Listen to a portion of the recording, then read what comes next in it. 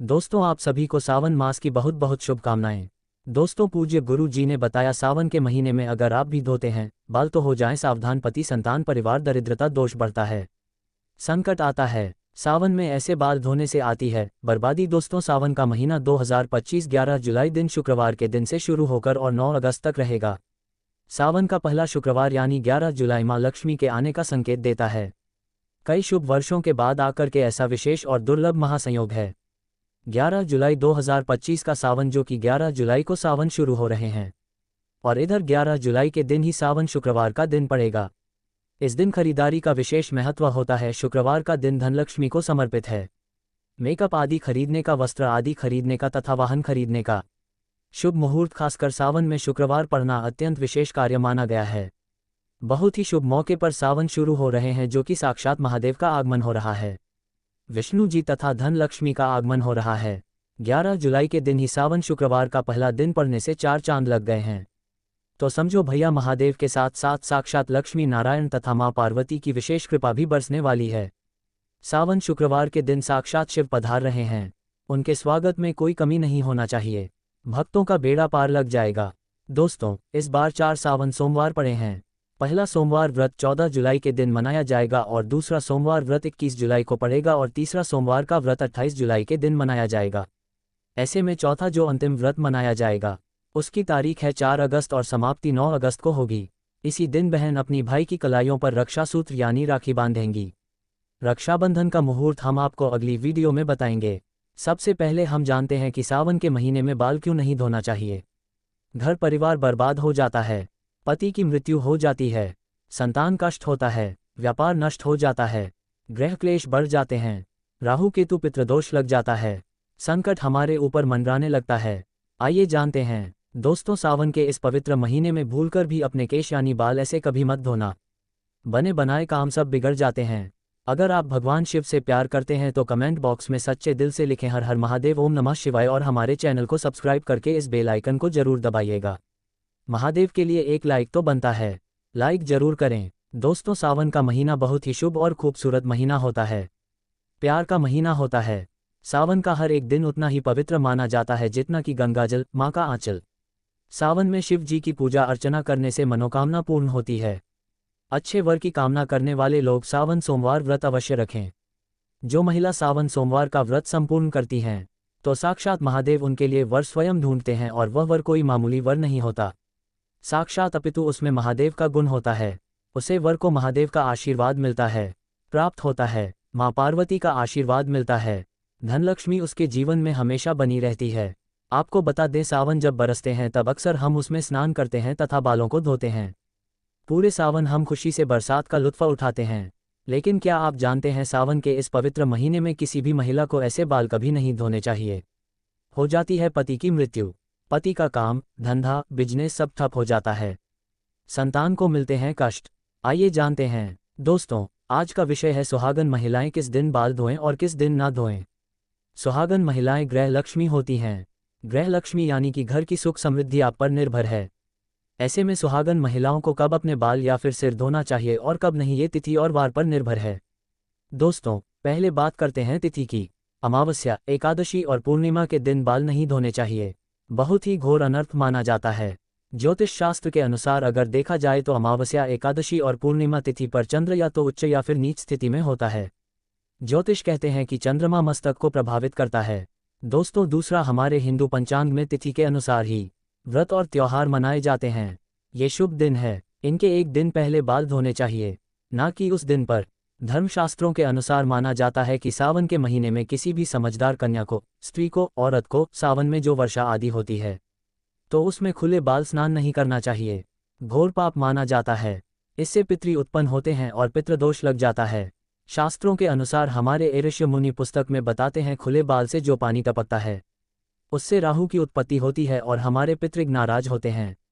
तो आप जितना खुले बाल वर्षा आदि में स्नान करेंगे तो आपके बालों से पानी टपकेगा ही, जिसके कारण राहु की उत्पत्ति होगी और हमारे पितृ नाराज हो जाते हैं, पितृदोष लग जाता है, उस महिला या स्त्री को भूत शक्ति लग जाती है। सावन के महीने में बहुत सी महिलाएं वर्षा आदि में स्नान करती हैं और वह ये भूल जाती है कि खुले बाल स्नान करने से पितृदोष लगता है, और जब पितृदोष लगता है तथा राहु नाराज होता है तब घर में किसी की मृत्यु अवश्य होती है तथा ग्रह क्लेश, ग्रह दोष, महाकाल सर्प दोष, शनि दोष, मंगल दोष भयंकर रूप ले लेता है। गुरु ग्रह भी साथ छोड़ देता है। इसी कारण वर्ष आदि में स्त्री या कन्या या महिला को स्नान करने से खुले बाल द्वारा मना किया गया है। आप अपने बाल बांधकर स्नान कर सकते हैं। बालों को अगर कसकर बांधकर स्नान किया जाए तो पितृग नाराज नहीं होते, पितरों की तृप्ति नहीं होती, राहु दोष भी नहीं लगता। दोस्तों, अब चलिए जानते हैं वारों के बारे में। किन वारों में बाल नहीं धोने चाहिए, किन वारों में बाल धो सकते हैं। यहाँ भी आप एक बात का ध्यान रखें कि आप किसी भी वार का व्रत रखते हैं तो उस व्रत वाले दिन पर उस वार को आप बाल नहीं धोएंगे। एक दिन पहले ही बाल धोकर शुद्ध हो सकते हैं। दोस्तों, क्या रविवार को बाल धो सकते हैं? रविवार का व्रत रखते हैं या सूर्यदेव की आराधना करते हैं तो रविवार को बाल ना धोएं। यदि आप व्रत भी रखते हैं और किसी अनिवार्य कार्य की वजह से आपको रविवार को ही बाल धोना है तो आपके लिए यह उपाय है। दोस्तों, आप गुड़हल के फूल ले लीजिए, उन्हें थोड़ा सा मसलकर उससे जो रस निकलता है उसे अपने बालों में लगा लीजिए, उसके बाद बाल धो सकते हैं। दोस्तों, सोमवार, क्या सोमवार के दिन बाल धो सकते हैं? आइए जानते हैं। सोमवार को बाल धो सकते हैं, लेकिन जो महिलाएं सोमवार का व्रत रखती हैं वे सोमवार को बाल भूलकर भी ना धोएं। लेकिन किसी अनिवार्य कारणों से सोमवार को व्रत रखते ही बाल धोना पड़े तो उसके लिए यह उपाय है। दोस्तों, पलाश के फूलों को अपने हाथों से मसलकर फिर उसे अपने बालों में लगाकर बाल धो लीजिए।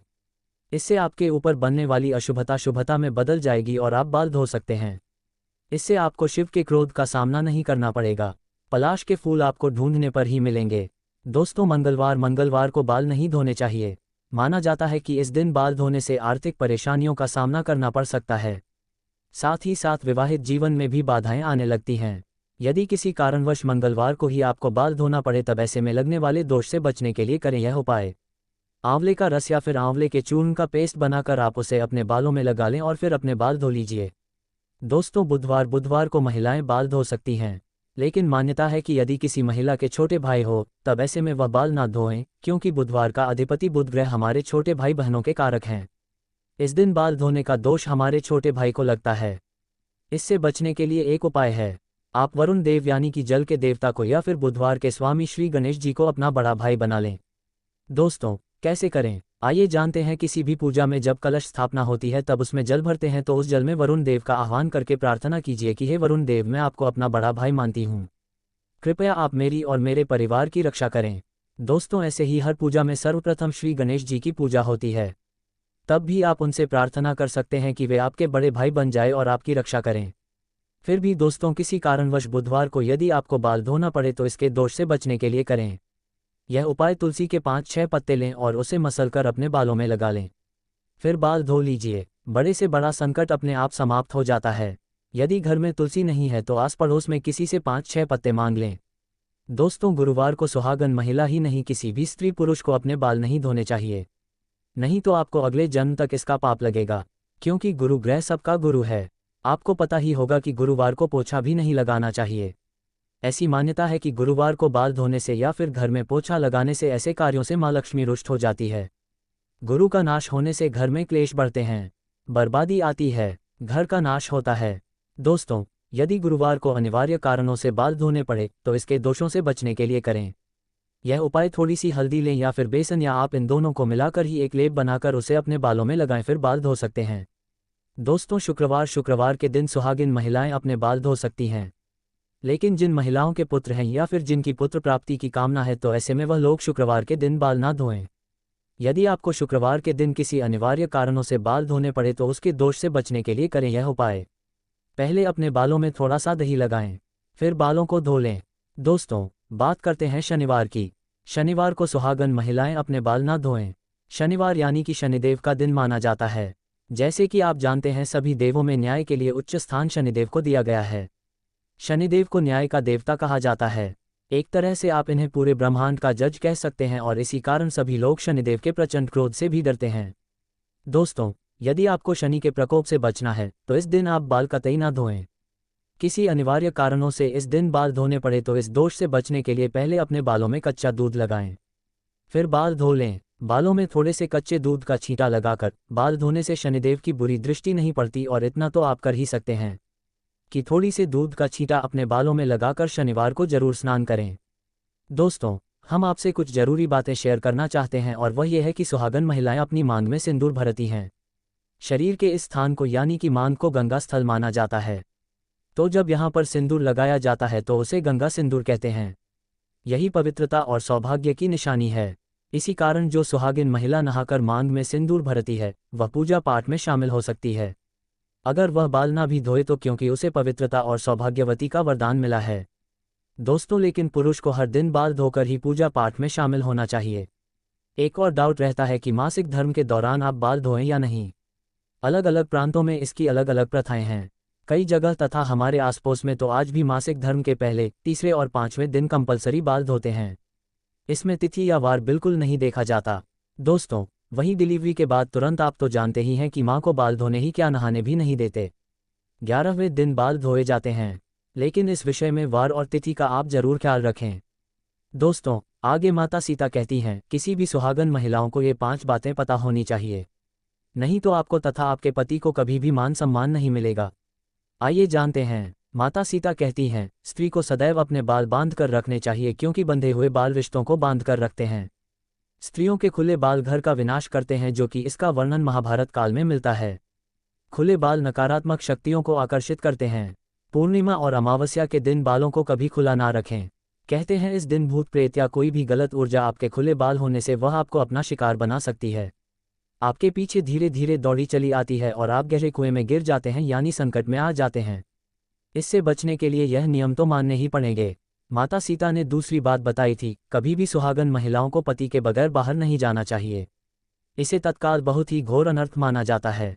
माता सीता की तीसरी बात, किसी भी स्त्री को अपने घर की गुप्त बातें बाहर नहीं कहनी चाहिए। इससे उल्टा आपके घर का विनाश हो जाएगा। पड़ोसी के घर भी किसी भी सुहागन महिलाओं को ज्यादा समय के लिए नहीं जाना चाहिए।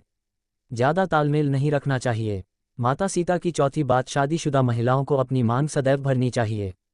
जितनी लंबी आपकी मांग होगी उतनी ही आपके पति की उम्र बढ़ेगी, आपके पति को मानसान मिलेगा। जो स्त्री अपनी मांग का सिंदूर छुपाती है या थोड़ा सा लगाती है, उसका पति भी समाज में छुप जाता है। ऐसी महिला का पति हमेशा हार का मुंह देखता है। माता सीता ने बताई थी 5वीं बात, सुहागन महिलाओं को अपने पति की कोई भी निशानी कभी किसी को नहीं देनी चाहिए। इससे पति की मृत्यु निकट भविष्य में हो जाती है। पति की कोई भी निशानी पत्नी को सदैव दिल से लगाकर रखनी चाहिए। दोस्तों, अंत में माता सीता कहती है, स्त्री को सदैव अपने पति यानी कि परमेश्वर के पांव अवश्य दबाने चाहिए। पुरुष के घुटने से लेकर पिंडली तक का भाग शनि का होता है तथा स्त्री की कलाई से लेकर उंगली तक का भाग शुक्र का होता है, और जब भी शनि पर शुक्र का प्रभाव पड़ता है तो धन की प्राप्ति का योग्य बनता है। अतः स्त्री को प्रतिदिन अपने पति के पैर दबाने चाहिए। इससे धन, यश, वैभव, कीर्ति, उत्तम जीवन साथी, धन संपदा प्राप्त होती है। दोस्तों, इसलिए हमेशा आपने देखा होगा कि लक्ष्मी जी भगवान विष्णु के पैर दबाती रहती है, और इसी कारण वह धन की देवी है, क्योंकि ऐसा योग्य धन की वर्षा करता है। आप सभी यह वीडियो अच्छा लगा है, चैनल को सब्सक्राइब करें, वीडियो लाइक करें, कमेंट में सच्चे दिल से लिखें हर हर महादेव। ओम नमः शिवाय। सावन की हार्दिक शुभकामनाएं, लाइक जरूर करें। ओम नमः शिवाय।